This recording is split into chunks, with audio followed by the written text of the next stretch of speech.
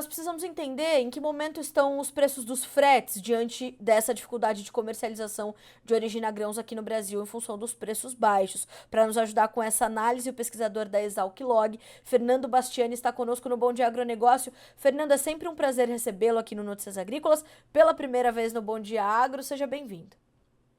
Bom dia, Carla. Obrigado. Eu te agradeço por aceitar o nosso convite e quero saber, Fernando, que momento é esse para os nossos fretes, já que essa dificuldade, né? Agora o relato é esse, não consegue se originar soja nesse país. Os fretes têm refletido esse momento também?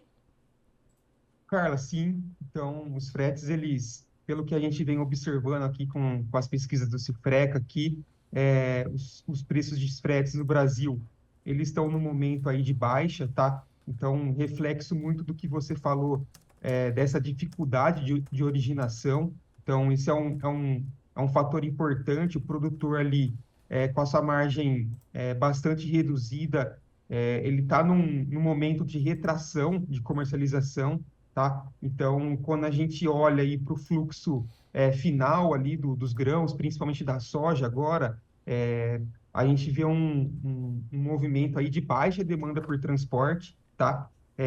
E aí um outro ponto bastante importante, Carla, é o tamanho da safra, tá?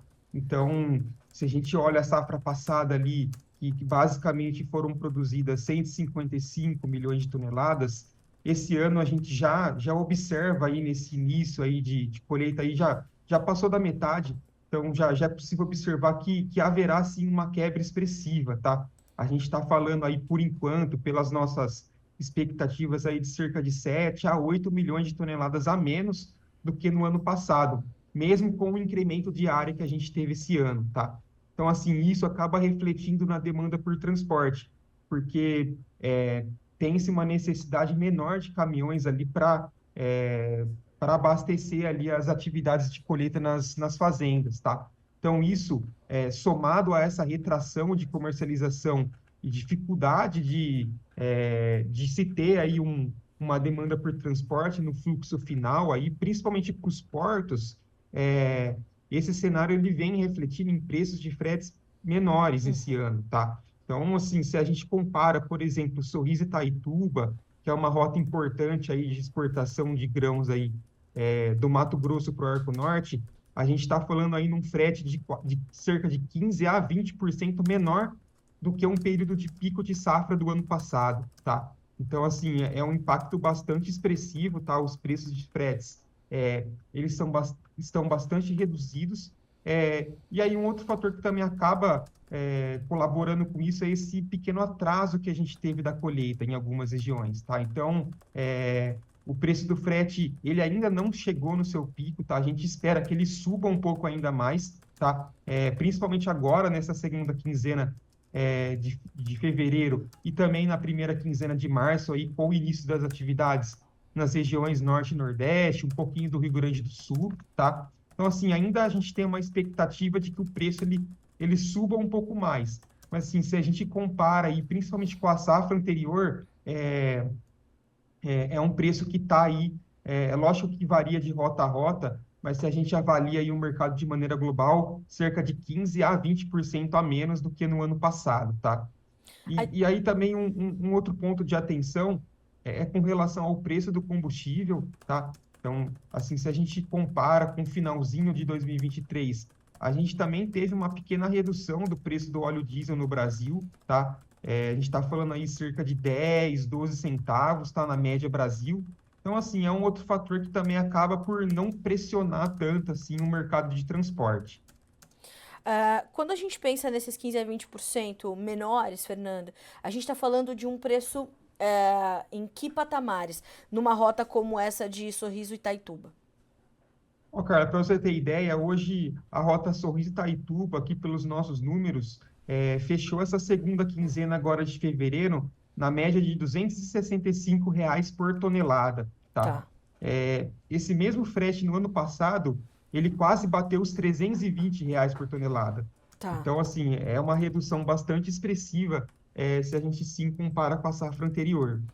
Agora, Fernando, se a gente pensa nessa redução versus o atual momento da comercialização de grãos no Brasil, o impacto dessa baixa, desses 15 a 20%, ele acaba sendo limitado também na formação de custos do produtor, porque ele já está com as margens muito apertadas? Com certeza.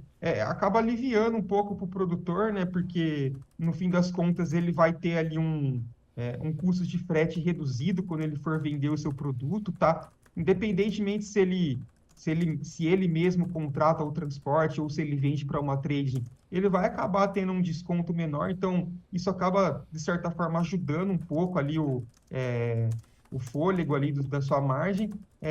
Mas a gente sabe que o custo aí do transporte, ele tem uma parcela aí do custo do produtor, tá? Então, assim, de certa forma, esse custo reduzido, ele acaba ajudando um pouco aí a margem do produtor. A gente sabe que esse ano tá bastante apertado. Fernando, quando a gente avalia essa demanda também mais limitada nesse momento, a gente consegue mensurar, a gente consegue fazer né, entender quanto menor essa demanda por fretes está em relação ao pico da safra do ano passado? É, é, a gente teve um comportamento, Carla, muito parecido, tá, nesse ano, se a gente compara com o ano passado. Então, se a gente lembrar lá no início da safra do ano passado, a gente também teve uma derrocada muito grande dos preços das principais commodities. Então, o produtor, lá no ano passado, ele também teve esse momento mais retraído de comercialização. Porém, esse ano ele é um pouco mais intenso e a safra também tem um volume menor. Então, esses dois fatores, eles acabam provocando esse menor volume. Agora, ao contrário do que a gente observou na última safra, por exemplo, e já tentando enxergar como que vai ser o segundo semestre, a safra do milho, ela foi recorde ano passado, ela passou aí dos 135 milhões de toneladas. Já esse ano, a expectativa é de que a gente tenha uma quebra ainda maior. Então, os produtores, a maior parte deles não vai conseguir plantar numa janela ideal, tá? Então, a gente já está falando aí numa quebra aí de quase 20% na produção do milho safrinha, tá? Então, a gente já espera aí uma produção aí de cerca de 113, 114 milhões de toneladas, que já é uma redução muito mais expressiva se a gente observar na soja, por exemplo. Então, assim, o produtor ele vai esperar, sim, para comercializar soja, vai ficar um pouco de produto para ser escoado no segundo semestre, porém, a safra de milho, lá em julho, agosto, mais ou menos, ela vai ser bem menor do que foi ano passado. Então, assim, além da menor necessidade de espaço aí para armazenar o produto, a gente também deve ter um fôlego maior para o produtor conseguir segurar a soja por mais tempo, tá? Então, assim, isso pode fazer com que o preço do frete, de forma geral, mesmo com a safra do milho bastante menor, no próximo semestre, ele fique um pouco estável se a gente compara com esse início da safra da soja, por exemplo. Porém, essa grande redução na produção do milho deve impactar numa entre-safra bastante expressiva, principalmente a partir de outubro, tá? Uhum. Então, a gente já espera que, principalmente no último trimestre desse ano, os preços de fretes eles caem ainda mais, tá? Do que a gente está observando agora. É uma tendência que a gente tem uma grande entre-safra esse ano e que a gente não observava já há algum tempo no Brasil, tá? Fernando, eu queria justamente entender, né, como é que pode ser o impacto disso para esses volumes que estão sendo levados para ser comercializados mais à frente. Se a gente poderia ter um conflito disso com não só no preço, mas na demanda, na disponibilidade de veículos, enfim. Então, por conta dessa possível quebra aí na segunda safra de milho, já largou com um menor potencial produtivo, né, Fernando? A safrinha de milho. Então, por conta disso, a gente tem essa possibilidade de ter esse pouco impacto se essas duas ofertas se chocarem, portanto. Isso, é lógico que quando você atrasa o fluxo da soja e quanto mais você posterga ele vai conflitar principalmente com a safra do milho, que é no meio do ano, e também com a safra do açúcar em algumas regiões, tá? Que é um produto aí bastante concorrencial principalmente no estado de São Paulo, ali, Minas e Goiás, tá? É, mas a gente já observa que a pressão ela não vai ser tão intensa igual foi ano passado, tá? Então, muito por conta dessas reduções de volume de produção que a gente tem, tá? Então, a gente já entende que o mercado ele não vai ter uma pressão muito grande de frete nesse ano, mesmo com esse atraso na comercialização, tá? Então, isso é reflexo principalmente é, desse volume reduzido, principalmente do milho que a gente vai ter no segundo semestre, tá? Agora, como é que você imagina que também teremos preços de fretes para esse milho no segundo semestre, Fernando? Quais são as perspectivas da Exalc Log para esses valores? Tá. Então, Carla, já há algum tempo no Brasil, né, a gente sabe que a segunda safra ela vem ganhando muita notoriedade, tá? Então, em alguns anos, inclusive, o preço do frete da segunda safra ele ultrapassa ao da primeira safra, tá? Então, isso é um comportamento recente no Brasil. Porém, esse ano a gente já vê que vai ser um pouco diferente, tá? A gente espera que os preços de fretes no segundo semestre eles sejam um pouco mais baixos que nesse primeiro semestre, tá? A gente está falando ainda uma redução de 5 a 10%, tá? É lógico que no momento da colheita ali, com um pouco de soja ainda que vai ser escoada, a gente tem uma pressão inicial que pode ser que o frete ele se mantenha um pouco estável ao pico que a gente vai observar agora.